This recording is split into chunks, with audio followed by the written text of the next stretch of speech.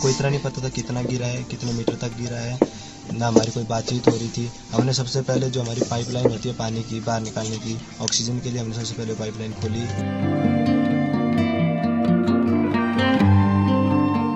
तो उस पल को भी हमने एंजॉय किया सर, अंदर सभी ने मिलके ज़्यादा टाइम सो के निकाला, ज़्यादा टाइम सो के निकालते थे, सब बैठ के बातचीत करते,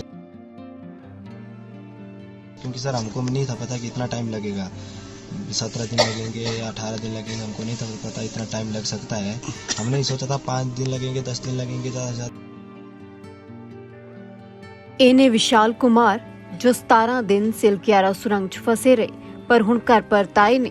ਘਰ ਆਉਂਦਿਆਂ ਹੀ ਸ਼ਾਨਦਾਰ ਸਵਾਗਤ ਹੋਇਆ। ਵਿਸ਼ਾਲ ਕੁਮਾਰ ਹਿਮਾਚਲ ਪ੍ਰਦੇਸ਼ ਦੇ ਮੰਡੀ ਦੇ ਰਹਿਣ ਵਾਲੇ ਸਨ, ਪਰ ਉੱਤਰਕਾਸ਼ੀ ਦੇ ਵਿੱਚ ਸੁਰੰਗ 'ਚ ਫਸ ਗਏ।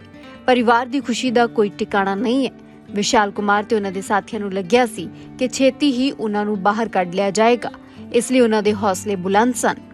तो उस पल को भी हमने एंजॉय किया सर, अंदर सभी ने मिलके ज़्यादा टाइम सो के निकाला, ज़्यादा टाइम सो के निकालते थे, सब बैठ के बातचीत करते थे। बातचीत हुई अपने भाई से, मैंने उनसे यही बात की कि मेरे घर में पता चल गया है कि नहीं चला है, क्योंकि सर हमको नहीं था पता कि इतना टाइम लगेगा, 17 दिन लगेंगे या 18 दिन लगेंगे, हमको नहीं था पता इतना टाइम लग सकता है। हमने नहीं सोचा था 5 दिन लगेंगे, 10 दिन लगेंगे ज़्यादा से ज़्यादा।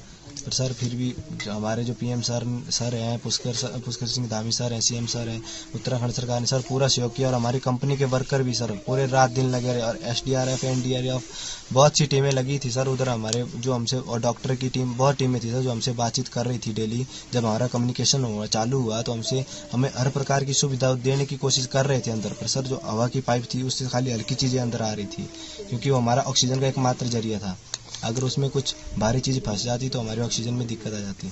जयराम ठाकुर जी, उन्होंने मेरे को कॉल की थी जब मैं हॉस्पिटल में था सर, उनसे बातचीत हुई है। हमारे विधायक सर से भी बातचीत हुई है अभी, और सर और भी हुई है, एक दो से उनका नाम तो नहीं जानता मैं। ਵਿਸ਼ਾਲ ਕੁਮਾਰ ਨੇ ਵੀ ਦੱਸਿਆ ਕਿ ਆਖਿਰ ਉਹਨਾਂ ਨੂੰ ਸਭ ਤੋਂ ਪਹਿਲਾਂ ਪਤਾ ਕਿਵੇਂ ਲੱਗਿਆ ਕਿ ਉਹ ਸੁਰੰਗ 'ਚ ਫਸ ਚੁੱਕੇ ਨੇ, ਫਿਰ 17 ਦਿਨ ਕਿਵੇਂ ਕੱਢੇ। पीछे जब हमने देखा तो पूरा लूज गिरा हुआ था, रास्ता बंद था। फिर हमको जब पीछे आया तब जाके मेरे को पता चला भी हमारा जाने का रास्ता बंद हो गया है, लूज गिर गया है, पर हमको इतना नहीं पता था कितना गिरा है, कितने मीटर तक गिरा है, ना हमारी कोई बातचीत हो रही थी। हमने सबसे पहले जो हमारी पाइपलाइन होती है पानी की बाहर निकालने की, ऑक्सीजन के लिए हमने सबसे पहले पाइपलाइन खोली। उसमें हमें ऑक्सीजन तो नहीं मिली 24 घंटे तक। फिर हमने अपना सोने का बंदोबस्त, क्योंकि सर पूरी रात नाइट ड्यूटी की थी, भूख भी लग रही थी और नींद भी लग रही थी।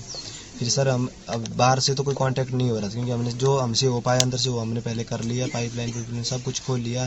फिर सर हम आगे गए, जो हमारी गैंट्री हो रही थी उस टनल में उधर हमारे पास वाटर प्रूफिंग और जियो टेक्सटाइल थी सोने के लिए और बिछाने के लिए। हम वो लेके आए, हमने बिछाए, फिर हम उस पर बैठे।